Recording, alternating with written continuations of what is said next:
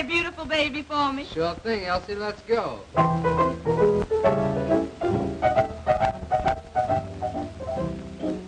You must have been a beautiful baby. Why, you must have been a wonderful child. When you were only starting to go to kindergarten, I'll bet you drove the little boys wild. And when it came to winning blue ribbons, you must have showed the other kids how. Why, I can see the judge's eyes as he handed you the prize. I bet you made the kiss bow, 'cause you must have been a beautiful baby. 'Cause baby, look at you now. Why, you must have been a beautiful baby. Why, you must have been a wonderful child. 'Cause when you were only starting to go to kindergarten, I bet you drove the little boys wild. And when it came to winning blue ribbon, why, I bet you showed. Why, I can see the judge's eyes as he handed you the prize. Bet you made the cutest bow, 'cause you must have been a beautiful baby. 'Cause baby, look at you now.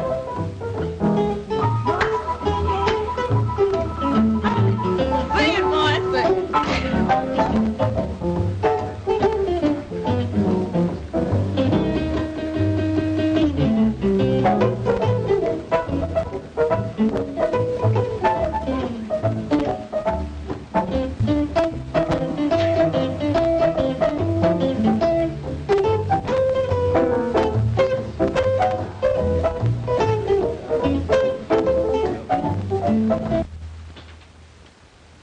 Come in.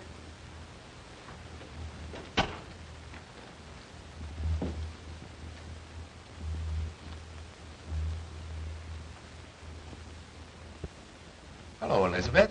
What's on your mind? Heavens. What have you been doing? Hijacking somebody? May I sit down? By all means. There you are. Now. Well, who from, how come, and what for? Tony Guido and Nick Cavelli. I smell trouble. Their gang just pulled a big job. The Peacock robbery. Smells like one of their jobs. They keep me on the anxious seat, all right. Well, what do they want? A little party in the private apartment upstairs after the joint closes tonight. That's easy. It's for rent for such purposes. With a half-dozen of our girls to entertain them, including Elsie. That's what I was expecting. And what I feared. There goes the big dough. With 300 more on the line on delivery of Elsie. $500 gone with the wind. You know she won't go, so I... Because I want the place to make money. Why do you let her kid you? Well, you want us to kid ourselves? Nonsense. You're paying a handsome manager to look after such things, aren't you? It's $200 without her, $500 with her. $300 ought to be enough to get you to make that manager do his duty. $500 is almost enough to make me use a gun. But I don't think they could persuade that girl to go up to that apartment if they offered her 10 times that much. It's amazing to me how you let that pair play you. If you had the right kind of manager, you'd soon see how quickly Elsie'd be persuaded to sit in on these parties. Darn it, why rub it in? The girl is 100% for the joint for what she's been hired for. No. I just can't tell any girl to do what I know isn't just right or get out. I'm a gangster, but I still haven't sunk that low. Rats. If you'll make my brother manager, I'll guarantee that Elsie Bellwood will be doing just what the joint wants her to do in 10 days or... Nothing doing, Elizabeth. I beat up men. I'll never win for getting rough with a woman.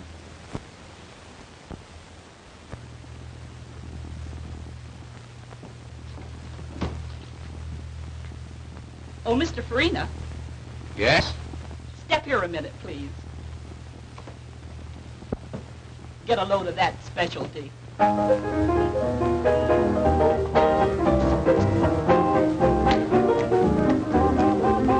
Some of these days, babe, you're gonna miss me, honey. Some of these days, babe, you're gonna feel so lonely. You're gonna miss my hugging. You're gonna miss my kissing. You're gonna miss me, baby. When I'm gone away, you're gonna feel so lonely, baby. Just for me only. For you know, baby, you done had your day. And if you leave me, you know you're gonna grieve me. You're gonna miss your little brown skin chocolate drop mama some of these. You're gonna miss me. You're gonna miss me? You're gonna miss me. Ow. What is that? Watch it, boys. You're gonna miss your little brown skin chocolate drop mama some of these days.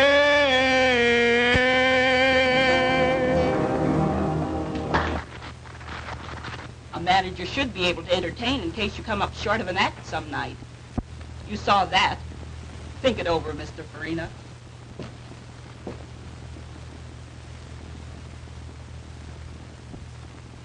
As I started to say, Elsie's a good performer, and they like her. What? She's too high-hat. What do you mean, too high-hat? Well, I mean that she should sit in on some of these parties many of our customers are always asking her to. You understand, eh, Hadnot? And, but is that just right? You know that not Elwood, she's a good performer. Pleases everybody with her singing and dancing. So don't you think that's quite enough? Of course, but the other girls go in for it, so why not her? That's her business. I hired her to do just what she's doing. If she wants, I couldn't stop her. But if she doesn't... I understand all that. But if we could promise some of them a date with Elsie, say, many would be willing to spend more dough. As I said, that's up to Elsie. But you mustn't expect me to try to persuade her. And I hope, too, that the Poodle Dog Cafe hasn't sunk so low until a decent girl can't work here. Ah, don't be so arbitrary, Hadnot. Many of the people who come here call themselves slumming. And if they want to date up a few of the girls for a little party afterwards, it means more dough for the joint. You understand? Of course I do, Farina. And they do it right along. But you were speaking about Miss Bellwood. And I merely said that if she doesn't want to go out on any, I'm not going to argue and abuse her about it. Good evening, Mr. Grotty. What's the matter? Oh, nothing much. I was just trying to show Hadnot that if Elsie would consent to sit in on some of these parties, it would help the business. Of course it would. What did Hadnot say about it? He said it was up to her. Well, he should make her. Who is she if she can't help us make more money? The other girls are always willing. That's what I try to show him. But all I could get is, it's up to her. I'll talk to Hadnot myself. Oh, Mr. Hadnot. Yes? Will you please step in here a moment? Of course.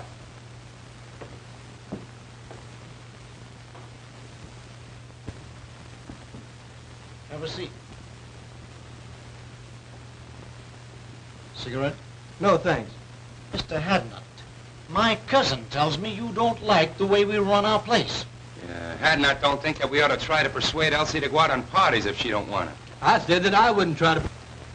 Now, this Elsie girl, she's very attractive. Some of our customers want to sit in a little party now and then. You understand, after the place closes. Now, we like to oblige our customers. So we think that you should... Listen, Mr. Grotty, your partner and I have just party. It's up to her. But I hired her to sing and dance here in the place, not to go out on private parties. Now, if you want to try to persuade her to, that's your business, but I won't. Oh, you won't, eh? Well, what do you think we got you hired for besides managing the place? We can do the managing. We... That is, you know the girls better than we do. You talk the same language. Now, we've been after this girl to help us out a long time. Now we say, you get her to or... Quit.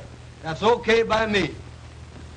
Now, Hadnot, you don't have to do that. Let's talk it over. You see, I try to You get... both made your positions very clear. There's no alternative but to do what you want me to or resign.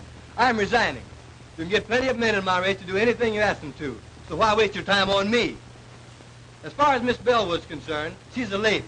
I have too much respect for her, for myself, to try to persuade her to do what you know and I know is wrong. As to you two, if you had any respect for the unfortunate members of my race, especially the girls who are forced to work here, you wouldn't try to make them do ugly things. But since you haven't, I don't like your attitude. I'm quitting. Good day.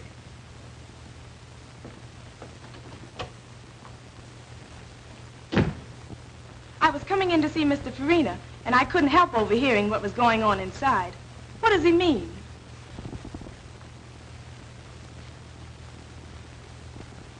It means that I'm leaving, Miss Bellwood. You leaving? But why? If you overheard much of the conversation, you ought to know. It's because of you. I'm sorry. But you mustn't. You can't. I won't let you give up your job on account of me. Now, The only way I could get it back and keep it would be for you to do what they wanted me to make you do. And if you did, I would hate both you and myself. oh, you're so fine and noble, and jobs are scarce. I could never feel comfortable or happy knowing that you gave up yours because you wanted me to stay decent. Why, Oh, let's not take it so seriously. I don't belong in that place anyhow. neither do I. If you just must quit, then I will too. You'll do nothing of the kind. There's nothing wrong with your job.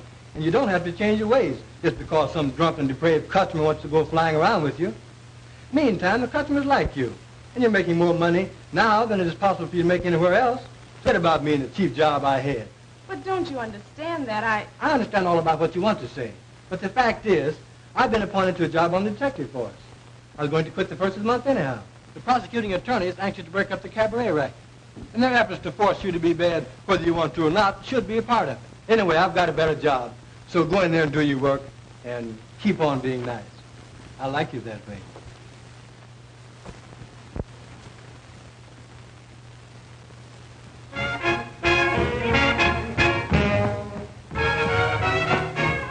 There's certain something in this world that I like best.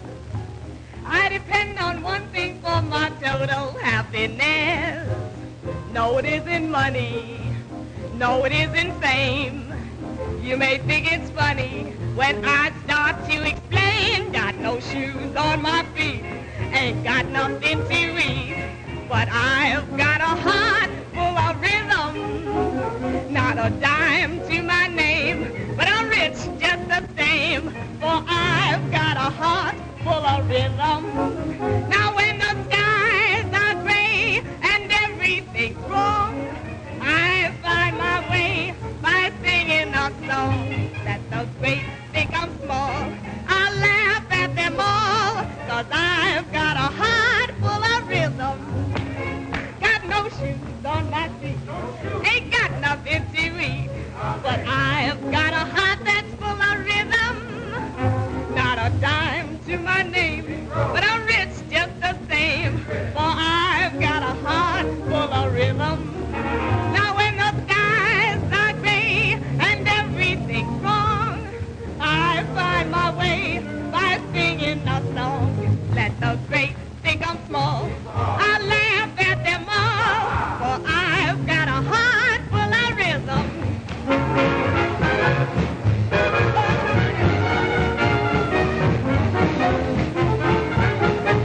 Now let the great think I'm small. I laugh at them all,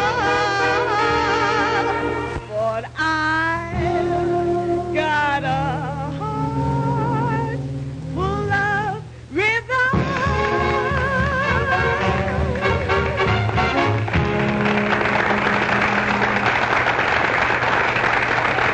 Be very happy when I think of you being without your job on account of me. Tell you, Elsie, if I may call you that. You may, of course. Thanks. That makes it easier.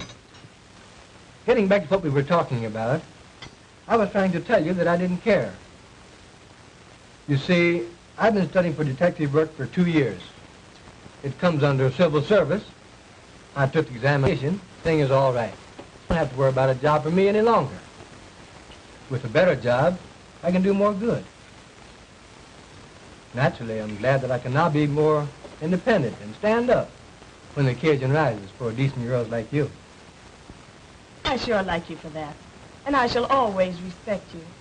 I hated to think that you had to suffer any inconvenience or embarrassment on my account.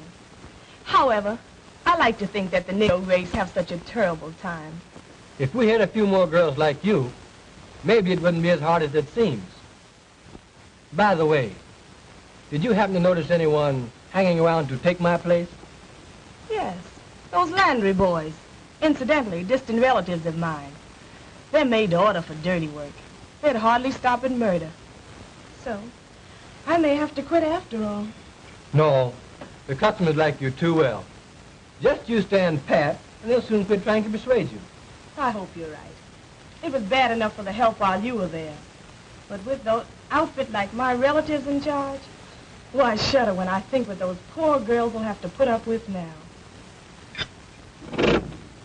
Oh, you don't need to. I'm on the getting outside. I can be out in a jiffy and upstairs before you can get around on this side. I want to thank you for a fine evening.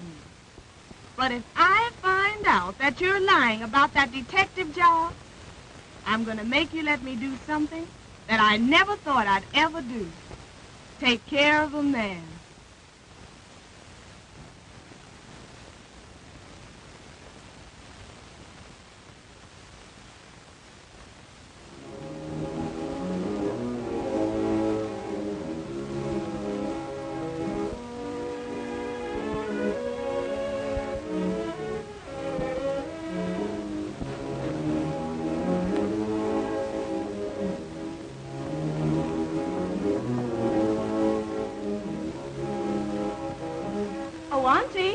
Oh, Auntie, are you asleep? You're playing possum on me tonight, Auntie. But why all the light? It'll hurt your eyes.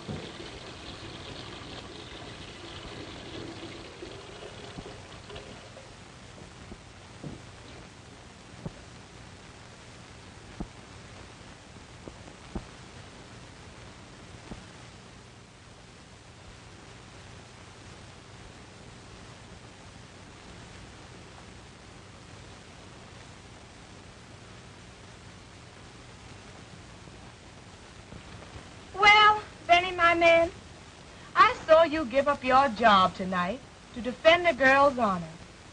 A girl almost a stranger to you. But she's a good girl, Benny. And you stood up for her and believed in her at the price of your job. That's what I call a man. You're all right, Mr. Hadnot. I'd like to see some other colored man give up his job on account of any girl. Why, he'd throw at anybody that would show him 50 cents. I'm sorry to say. And then take her back for him. Pretty rotten setup. But you're out of a job, Benny. You've got to live and get along until you find another one. Now, you may have this job that you mentioned, and you may have just said it to console me, but I'll find out. I've seen plenty of women taking care of men. Worthless, trifling, good-for-nothing men.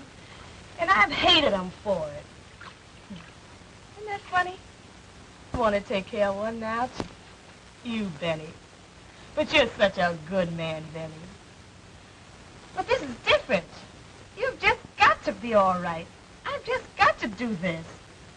I want to give you everything that I make and let you give me what you want me to have. Will you promise me you'll do this, dear? It'll make me so happy.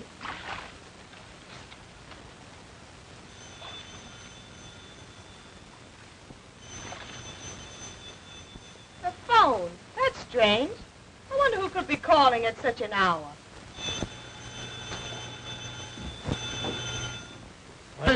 What do you say we start the session with a little drink, yes? Okay, boss.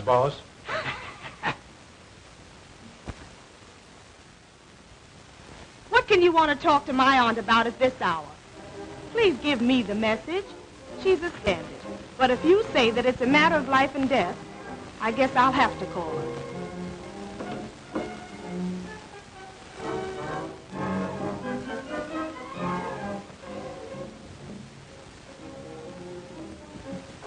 Oh, Auntie. Auntie, someone wants you over the phone. Do you hear me? Poor Auntie. You're tired. I just won't do it. Whoever it is has got to give me the message or wait until you wake up.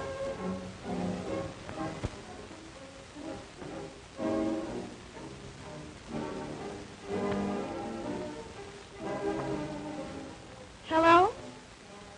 Hello? Hello? Hello? Hello? Hello? That's strange.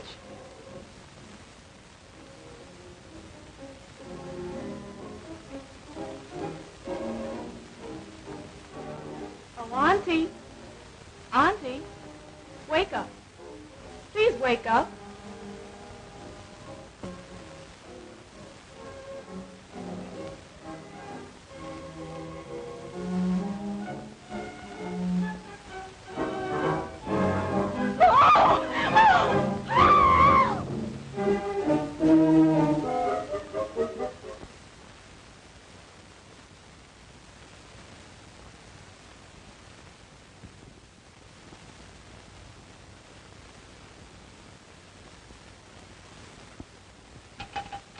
Operator! Operator! Get me the police station, please, quick! You say you arrived home about 3 a.m. and thought upon seeing your Aunt laying as we discovered her that she was asleep? I thought she was asleep. When did you discover that she was dead, had been murdered? As I was finishing my bath, the phone rang. Yes? I left the bath and went to answer it. You answered the phone. I answered the phone. And? The person calling wanted to speak to my aunt. They insisted upon speaking to her. I asked them to give me the message.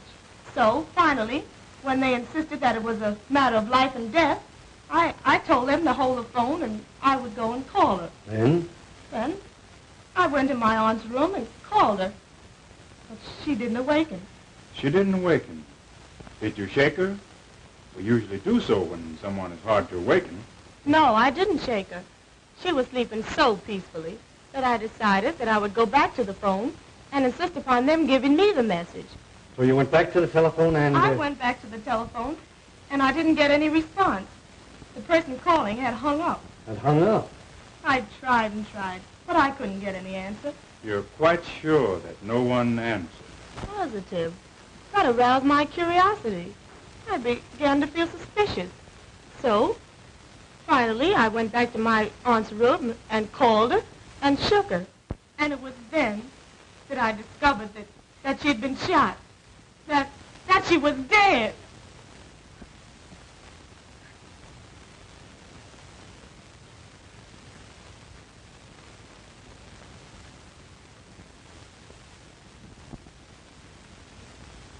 Well, what do you think of her story?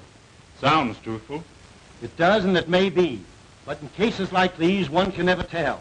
It always pays to reserve decision until you learn more. That's true. Who is the girl? Her name is Elsa Bellwood. Do you know her? In a general way. I've talked with her.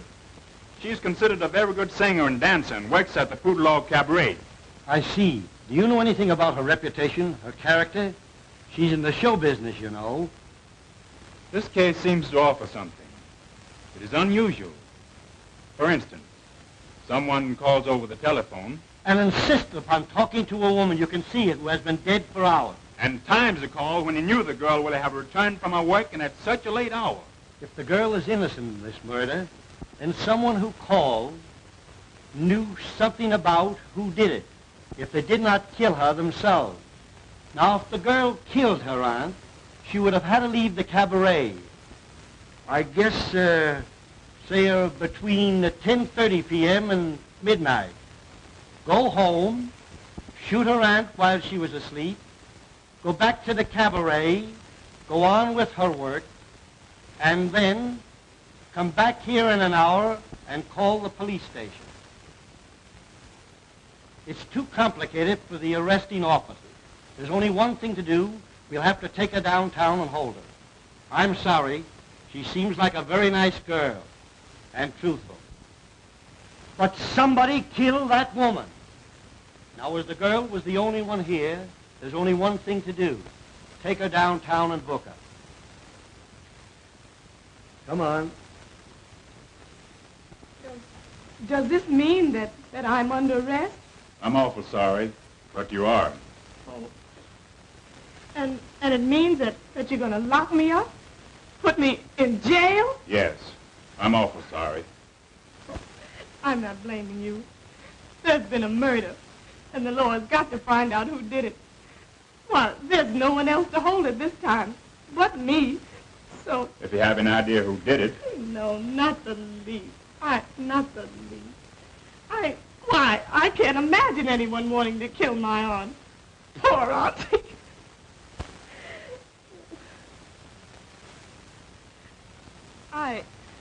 I was thinking of myself.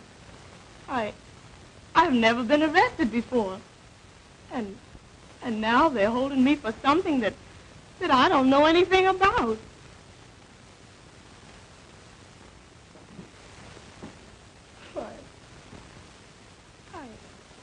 I'm under arrest. And they're going to put me in jail. Well, once if you're sure... I'm not sure of anything. I merely feel that the girl is innocent. We should go easy on her until we get some more evidence. Well, I'll speak to the matron. But you understand, she cannot leave. But at least the room isn't a cell. Thank you. I've talked to the matron has a room here with a bed in it, so we're going to let you have it so you can get some sleep. Then when you're brought before the DA this afternoon, you'll be more rested and composed and think more clearly. You must be awful tired after such a night and all of this. Thanks, you're very kind. I am tired, very tired. I guess I just don't feel anything anymore. I'll call the matron now. Do you know a lawyer? Have you some friends? I have no lawyer. I know a lot of people, but I'm afraid they won't understand this. I just don't know what to tell them. Do you have a boyfriend? No, A pretty girl like you? You must have somebody you like or who likes. Oh, I didn't say that I didn't know anybody. I know a man, but I don't... He would come closer to under than anybody else. If you have a pencil, I'll give you his name and address.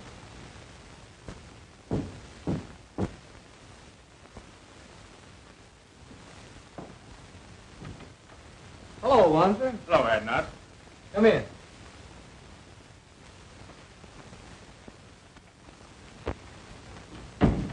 Have a seat.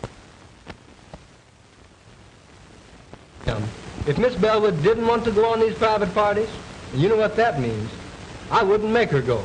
Say, if I had my way, I'd clean up every cabaret like the Poodlock in this town. I stay so annoyed when I have to look upon other girls forced to put up with all they have to that it just makes my blood boil. Well, that was the trouble, and why I lost my job. Miss Bellwood is a good girl. She's a good performer, and the people like her. So I was thumbs down on making her do anything, other than the work she had been hired to do, for her to hold a job. So that's why I'm out of the Poodle Dog. That's too bad, Hadnot. But what about your appointment to the detective force? That's gone through, and I'm starting to work the first of the month. Good. I'll be glad to welcome you. Thanks. But getting back to the girl, can you imagine her committing a murder? We couldn't even force her to go on a private party. I'm positive that she doesn't know anything about it. But this is the law, so you see what we are up against. Sure, I understand. Well, get your things on and come on down to the station with me, and we'll see what we can do. Of course. I'll be ready in a few minutes. Come in.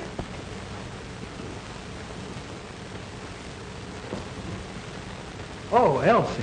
Benny, Can you imagine such a terrible happening? And to you. Mr. Wanzer brought me the news. I'm so sorry for you.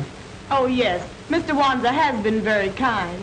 Let me thank you again, Mr. Wanzer. I'm glad to have been of little help. I imagine you and the young lady would prefer to discuss this between yourselves. So you will please excuse me. Thanks. Now let's have a seat and you can tell me all about it.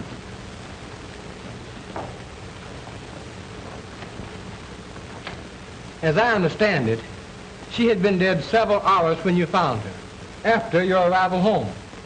Oh, it was too terrible for words.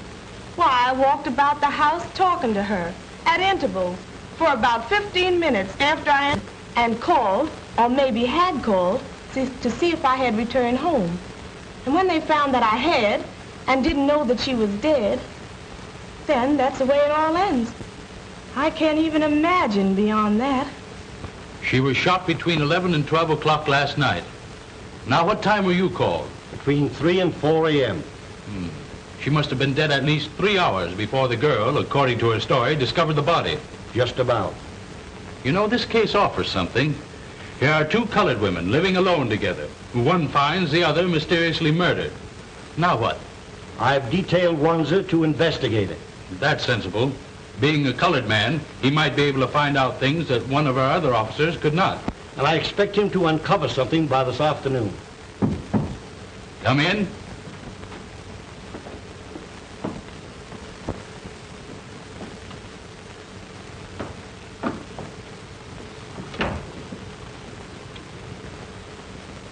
Now tell Mr. Eckert, the district attorney, how you're related to Miss Bellwood and what you know about her aunt. Well, I don't know that I ought to. Go ahead, sister. Tell them all about it. Well, all we know about the murder is what we read in the morning papers. Of course, we know, that is, we knew the victim, Josephine Hawkins. In fact, she was a cousin of ours. Oh, your cousin. So you were related. All right, go on. And this Miss Bellwood was her niece and lived with her. That we have already found out. Miss Bellwood told us that when we went to her house this morning. Of course, I merely mentioned the fact so that you'd understand. Now, what did this Mrs. Hawkins do? How did she live? You mean Miss Hawkins? She wasn't married, had never been married. Oh. No, she owned a beauty parlor that she ran downstairs in the same building. Have you any knowledge or idea how the expenses of the apartment were shared? No, I don't know. But I do remember once talking to her and of her saying that she had an awful lot of insurance for a woman, but that Elsie, her niece, had taken it out on her and was paying the premiums. So she was heavily insured, and her niece, whom we are holding here, paid the premiums, even had the insurance taken out. That's what she told me. Just when did she tell you that? Oh, 3 or 4 months ago, I'd say. That, of course, could be a motive for the murder. But we want to know more, Mrs. Green. The whole story. All you know. It's all right, Elizabeth. Go on. Tell them all you know. Well, Now, just a minute. Come here.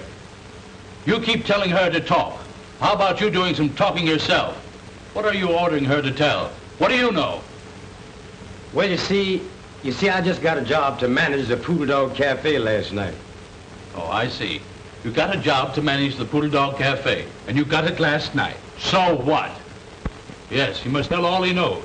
A murder has been committed, and the law must find the guilty persons. So tell all you know, if anything, about it. Well, we don't know anything much, mister. But you said the murder was committed between 11 and 12 o'clock last night. We were at the Poodle Dog Cafe from 9 o'clock last night, waiting to see Mr. Farina and Mr. Garotti about this job. At around 11 o'clock, I...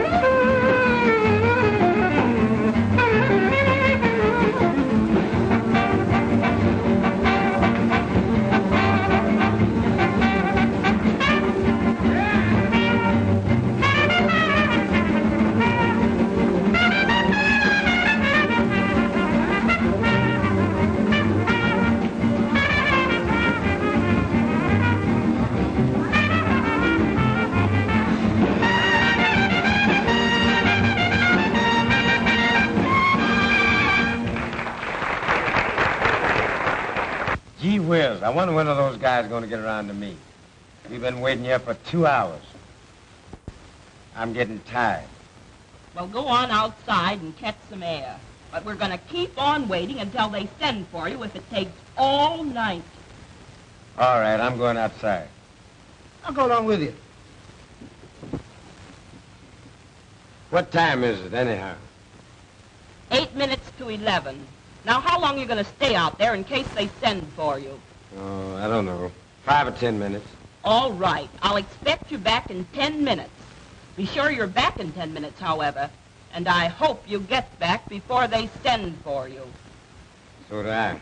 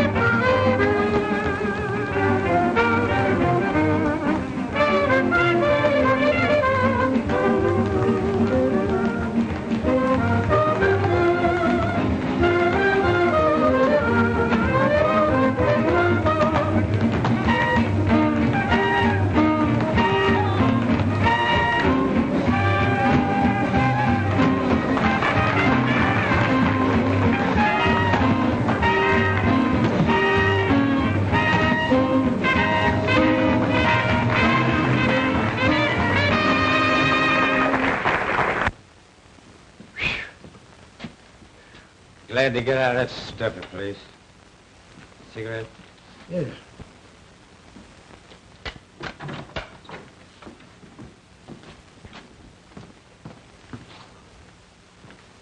Oh, taxi? Drive me to 1415 Yandy Street, please. Quick. I sent my brother back inside and asked him to call me if I was sent for. It was pleasant outside, and I hung around half an hour. It was perhaps 25 or 30 minutes later when...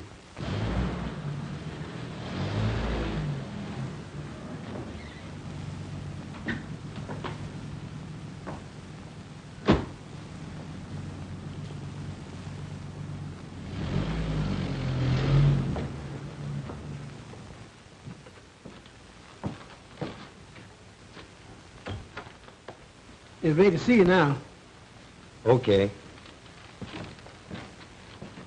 When I entered Mr. Garrod and Farina's office, I happened to look up at the clock and remember that it was 11:35. Yes, sir. Bring Miss Bellwood to my office at once. Yes, sir. I thank you people for the information you have given me. I'll take your address, and if and when we need you, we'll send for you. You may go now. I sure hope you don't send for me. Oh, what an awful story. Why, I didn't leave the cabaret from the time I went to work until Mr. Hadnot picked me up and drove me home shortly after 2 o'clock that morning. Why, if the man chose to lie like that? Perhaps he's trying to shield the real murder. Would he have any motive for killing her himself? Oh, I don't know. The whole thing has become so confused until I can't think clearly anymore. But I can't see where he would have any motive. And why are they trying to put it on me? These cousins of your aunt's seem to have hated her, or you both. Can you prove that you didn't leave the place at the time he said you did? I'll try to. Now, let me think. I remember. After the first show, or I should say between shows, we always do 2 shows, I went to my dressing room and had a nap. I always do. If someone saw you go to your dressing room and could swear you stayed there until the second show, that would counter this evidence, which Landry will no doubt repeat when he's placed on the stand at the trial. That's it, Miss Bellwood. You took the words out of my mouth. I see. No. because I always lock myself in, and I don't recall seeing anybody when I went in or when I came out. That will make his statement about seeing you leave the place hard to disprove.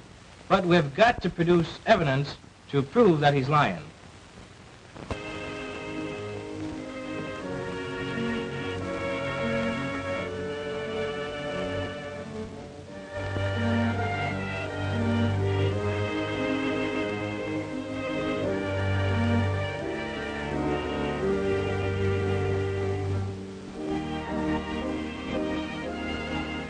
Darling.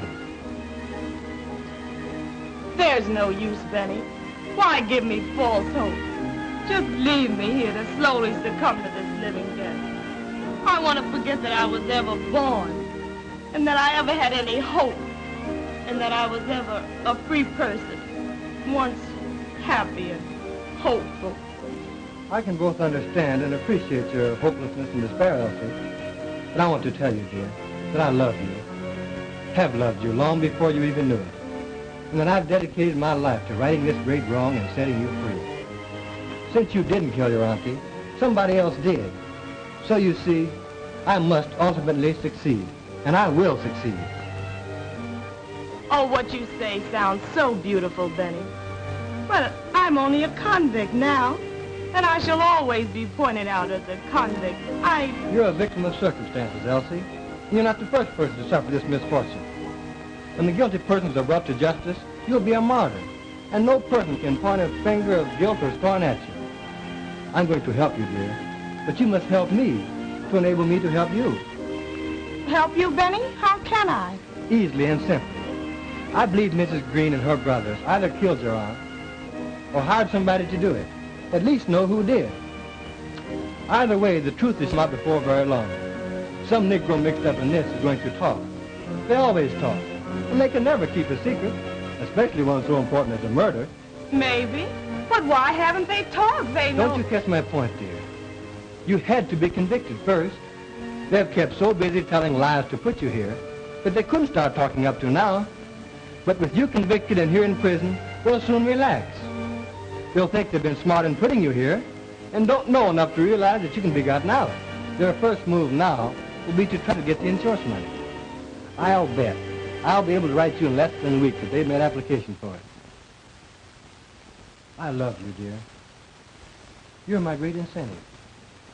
Kiss me.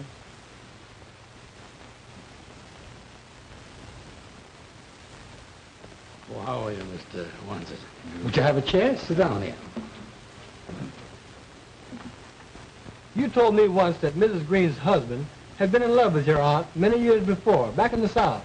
And he loved her dearly. And he was still in love with her when she was killed, and would come to see her often. But he's disappeared. I haven't seen or heard of him since the night she was murdered. That's strange. I'm sorry you didn't tell me that before. I didn't think it was that important. Maybe he just went away and will come back sometime. He may and he may not. Meantime, this might prove a connection. It might turn out to be the link that's missing. Maybe you'll find out something when you go to the city from, Reverend Bryson. He knew us all before we came from the South. Maybe you'll find out something from him about Mrs. Green's husband. Although it has been a long time since we came north. This looks like a lead. I'm going to follow it. I have a feeling we'll get somewhere. Now that this Elsa Bellwood has been convicted of murder and sent to prison for life, who will the company pay the money to? Oh, that will be decided by the court. In the meantime, this Green family, Elizabeth, John, and Clyde, have applied to it of next of kin. Oh, they have? So soon? Yes, I have the application papers here. You won't be paying them the money? Not until authorized by the court, and that will take considerable time. I'm glad to hear you say that. Did they give any impression when they filed the application that they understood it would be some time before the matter would be settled? Oh, since you come to speak of it, I think that will be settled very shortly. Thank you. That is all I wanted to know. By that, you can see that they're counting on the money much sooner than it is even possible for the claims to be paid. This case isn't going to be long before something cracks. When this outfit finds that they can't lay hands on the money as quick as they had planned, Some of them are going to get impatient and drop something. And I'll be Johnny on the spot to pick it up and land all three of them in jail right quick. Well, I'm depending on you to keep checked up on them and help me to get somewhere. I have a feeling that there's a story yet to tell. In the meantime, let's get over this Reverend Bryson's and see what we can find out. You said something, brother.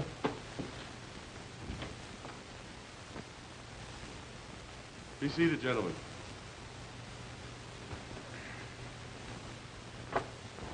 You're nothing but a whiskey head and no good. We have liquor here to sell to customers, not to be soaked up by the manager. You stay drunk. Nobody likes you. So you're through. Now get out.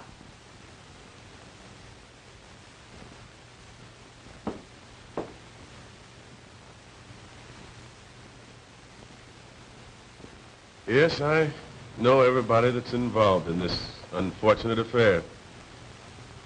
I knew Josephine Hawkins when she was just a pretty young girl having beaus for the first time. I knew Elizabeth Landry when she pulled the trick on Ned Green that made them man and wife. She says that she's going to have a baby and that I'm his father. Are you? Maybe I am and maybe I ain't. You know I ain't the only one that's been running around with her. Well, that's the chance you take, young man.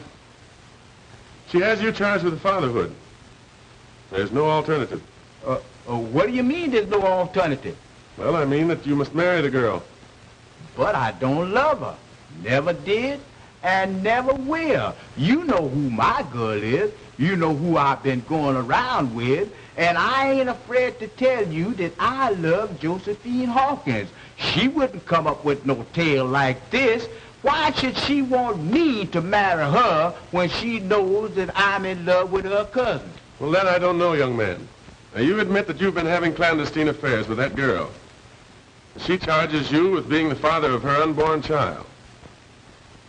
If you do not marry the girl, she'll have you arrested, put you in jail.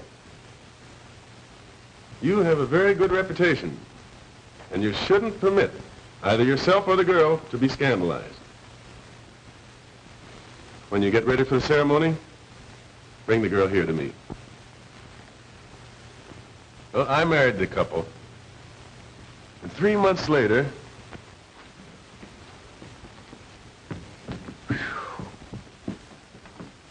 she lied. She's no more to become a mother than you are. She tricked me into marrying her, the dirtiest trick a woman could pull on a man. That's why I came to you to find out what could be done by it. well, you might ask for a doctor's examination, and if the examination proves what you say, I think the court would grant you an annulment. I don't want to wait that long. I can't be bothered with no nerves. I'm leaving town. I'm afraid if I stayed here, I'd kill her. I ain't got time to be bothered. I am leaving town tonight. Goodbye. Heartbroken, Josephine Hawkins had left town, gone north. And Elizabeth, after Green had left her, she left shortly afterward also for the north. And feeling that Green had followed Josephine, which perhaps he had, Elizabeth took her brothers, whose reputation was rather unsavory, north with her. 10 years later, I was transferred to my present charge. And when I came here, I learned that under the threat of death, Elizabeth's brothers had virtually forced Green to live with her. And in the meantime, Green's love for Josephine had never died. And he insisted upon seeing her whenever he had a chance. I think you have given us the key, Doctor, to the missing link in this tragedy. And we'll start from here and run this thing down. You can bet.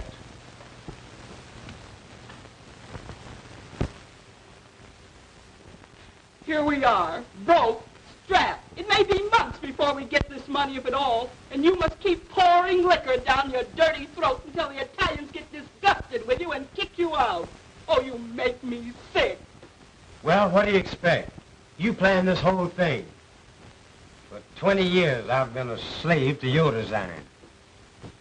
Ever since the time you tricked Ned Green into marrying you, everything has been subordinated to your convenience. The only way I've been able to keep up is to keep pouring a lot of rotten liquor in me. And I couldn't quit drinking. No, because I had that cheap job at the Poodle Dog Cafe. And just as soon as you get this money, I'll go out of your life forever. And you won't never need be bothered with me again. I'm sick and tired of the whole thing. And I'll be glad when it's through and all over with.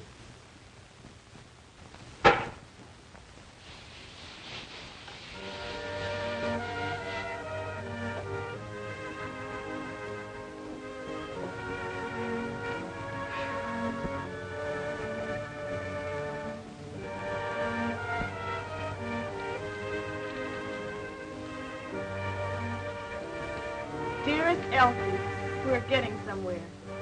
Very soon the case will be cracked wide open and you'll be free. In the meantime, now and always, dear one, that I love you. Love you. Benjamin.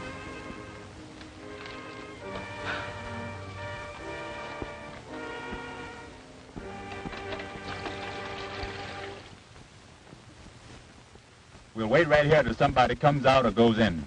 I have a feeling we won't have to wait long. Hey, son, come here. Yes, sir? Live around here? Right across the street in that house with the yellow shades. How about the house next door? Mrs. Green lives there. Mrs. Green? Yes, sir, and her two brothers, John and Clyde. Nobody else? Well, her husband used to stay there, but he don't no more. He doesn't anymore. Why? I don't know. He just don't. He ain't been there in a long time. I think he went away somewhere. Anyway, he ain't there no more. But Mrs. Green's brothers, do they still live there? Oh, yes, sir. One of them's there now. He always is. The other one will be coming along soon. They eat about this time. And the other one will be coming along soon for his dinner. Which one's there now? John. He sleeps up until about this time. Then he gets up and eats. And then he goes down to the Maple Leaf Social Club. Maple Leaf Social Club, eh? Well, what time does he get back? He's never back before I go to bed, so I guess he gets back kind of late. Now, this brother John that you mentioned, does he work? They say he does. My papa says they gamble down there. And he does some... Thank you, son. Oh, there's something for you. Oh, thank you, sir. Now, what time do you go to bed? About 9 o'clock, sir. About 9 o'clock. I see. How would you like to meet us, say, right here at 8 o'clock? We want you to carry a note. We'll give you another quarter. Oh, I'll be glad to, sir. Right here at 8 o'clock. Right here at 8 o'clock. But remember, don't tell anybody. We won't be able to meet you and give you that other quarter. Oh, I know how to keep my mouth shut. I'm studying to be a G-man. I won't tell nobody. Be sure that you don't. You can go now and meet us back here at 8 o'clock. At 8 o'clock, don't tell nobody. I'll get you, mister. Goodbye. What's the idea, anyhow? I want to have a little talk with Brother John. A little private talk, and I need the boy to help me to arrange it. Let's go down to Morrison now for a glass of beer, and I'll tell you the rest when we get there. Now, that's the way we'll work it. Sir, that's a clever plan to thought up all by yourself. Why didn't you think of it before? And why didn't Napoleon think of airplanes and howitzers? He could have really conquered Europe then. You go load the men into 2 cars and stop in the next block. They don't need to know what we're doing until we're doing it. I got you, Steve. Now, when I drive up, be sure and have your hand on your gun and be ready to get in the car and cover it. Understand? I got you twice. Okay, now going.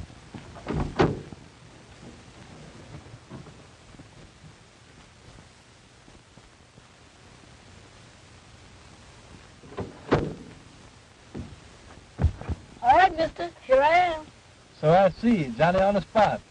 Always be on time and you'll get somewhere by the time you become a man. Yes, sir. Say, do you know where the Maple Leaf Club is? Sure. I want you to show me that.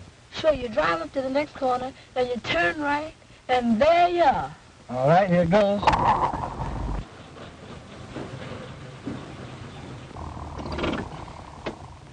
That's the club there, mister. Yeah?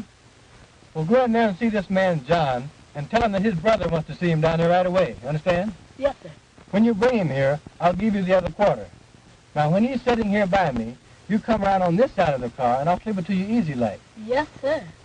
Now, if you do just as I say and keep your mouth shut, it may be 2 quarters or $50 that I'll be giving you. Yes, sir. You can go now.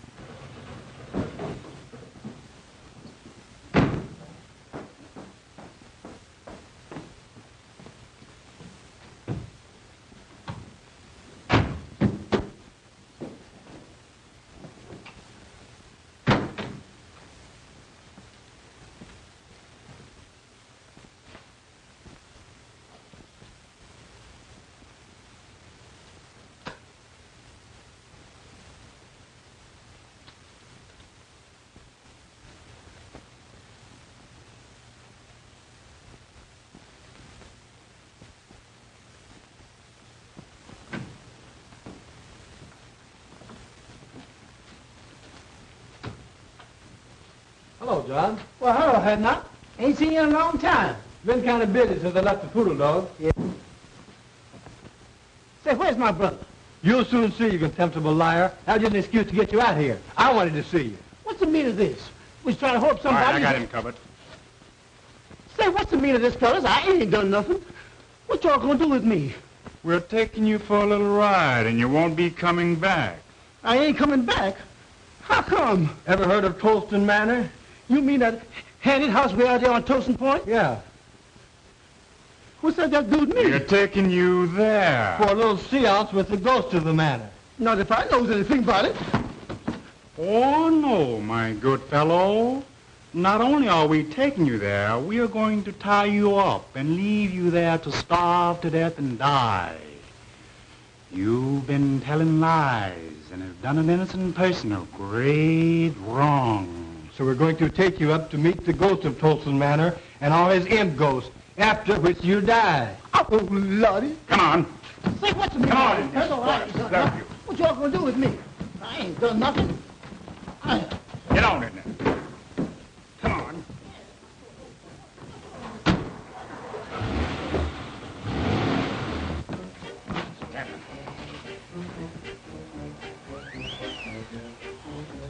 All right, Walter. Make a light, please.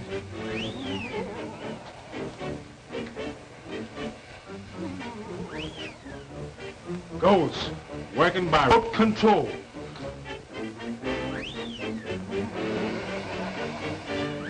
I hear that the only living things that visit here are huge buzzards with pink necks and white gills who fly down through the chimney and pick the bones of liars like John here, whose lips have caused great suffering. They tie them to that post over there. And when the buzzards fly down and devour our bodies, old Tolston turned their soul into imp ghosts.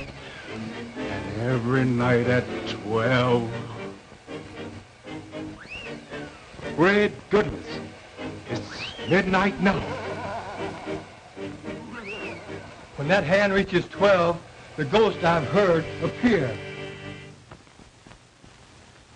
At the stroke of 12, now watch.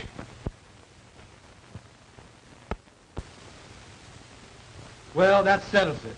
The party's over for a while, so we'll tie John up and leave him here and... Oh, please, man, please don't. Of course, if you care to do a little talking, tell us who killed Josephine Hawkins. We might decide to wait a while. If you promise them hands won't come back, I'll tell you anything, everything. Just don't leave me here. You're such a rotten, dirty liar until I hesitate to believe anything you say. You swore in court under oath, so how do you expect us to believe you out here? But I'll tell you why we brought you here, and why we're going to leave you here with these ghosts. You killed Josephine Hawkins. I killed who? Josephine Hawkins! And you lied about Miss Bellwood when you swore she left the cabaret and went home and shot her aunt. I didn't. What do you mean? I means I did lie about Miss Bellwood. So did my brother. But I didn't kill her aunt. Neither did my brother. I don't believe you. But we're going to tie you up and leave you here for the dirty lies you told on that poor innocent girl. We didn't kill her. I swears we didn't. But we did lie about seeing Miss Bellwood. And if you won't leave me here, I'll tell you all about it. Well, what do you think about it? Oh, I wouldn't believe this guy on a stack of Bibles. I don't see any use in wasting more time listening to this dirty liar. For if he'd lie enough to put an innocent girl into the penitentiary, we certainly can't afford to listen to him now. Please, man, won't you give me a chance? I didn't kill my cousin, but I did lie about her. I admit that, and if you promise you won't leave me here, I'll tell you all about how it was done. Shut up, you lying skunk. I don't heard you say. Wait a minute. After all, we can listen to his story, and if we still don't believe it, we can tie him up and leave him here. Oh, well, if you insist. All right, you rascal. But the moment I'm convinced that you're lying, we're going to tie you up and leave you here. I thank you, mister. I ain't gonna lie.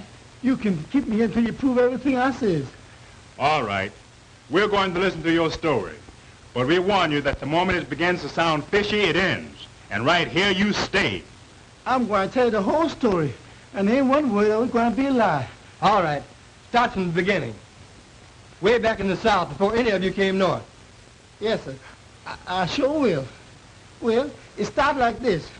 My sister Elizabeth took Ned Green into marrying her. He was going with my cousin Josephine and was planning to marry her. But when Green learned the truth, he hauled off and left her and came north. Josie found out somehow Green was mad, so she hauled off and left too. My sister then followed Ned up north and brought me and my brother along with her. And lo and behold, she found Ned up here chasing around after Josie. That made her mad. So she had us go get him and scare him into living with her again. He tried to, poor fella, but they just couldn't get along somehow. You see, Ned was still in love with Josie and was always slipping out and seen her. Then, just before the murder... You've made a slave out of me all of my life. Why don't you let me be and give me a divorce so I can go and marry Josie? You know I love Josie and have loved her always. We would have been happy if it hadn't been for your lying lips. I'll not let you alone. And I dare you to try to get a divorce. If you even as much as start to try, I'll have my brothers break your ugly neck. Same thing, year after year, the same thing. Well, you ain't never made me love you, and I ain't gonna try no longer. I'm leaving you for good, and I'm going to Josie. And if she won't run away and live with me, I'll steal into the house some night and kill her, shoot her in the head, then kill myself. That's what I'm going to do.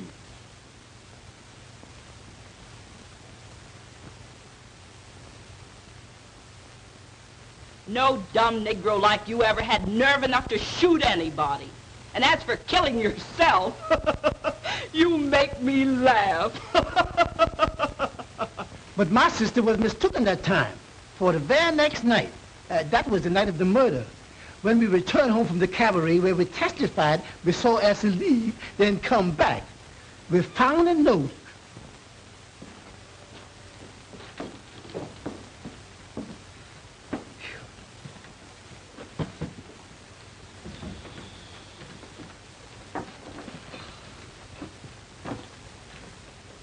Hey, sis, where's the bottle? What about a little drink? Oh, go chase yourself. You've had enough liquor tonight.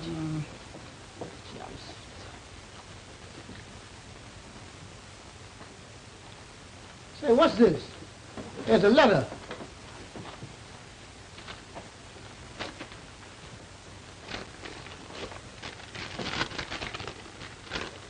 To my wife, I have done it. There is nothing to live for, so tonight I went to Josie's house and shot her through the head while she slept and turned on the light so her soul could find the way to heaven. With Josie dead, when you find this note, I will be dead too. I am going to tie a rock around my neck and jump off Tyndall's Bridge.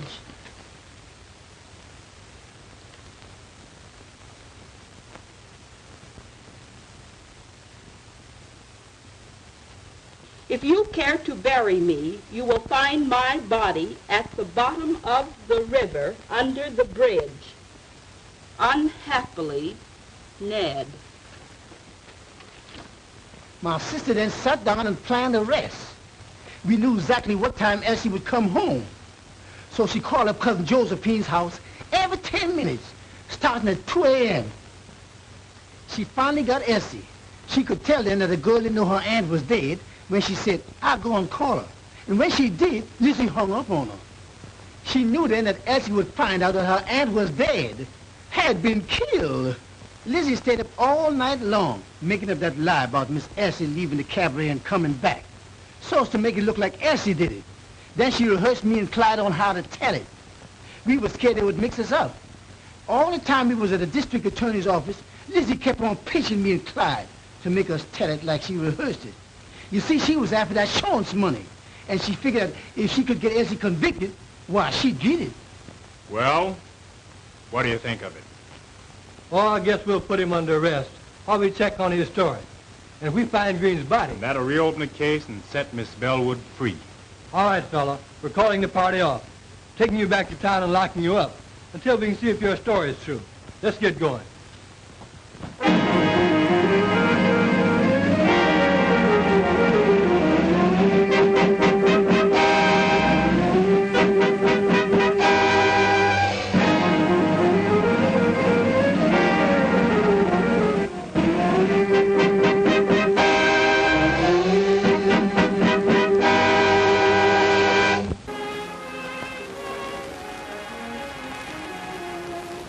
They're yours, dear.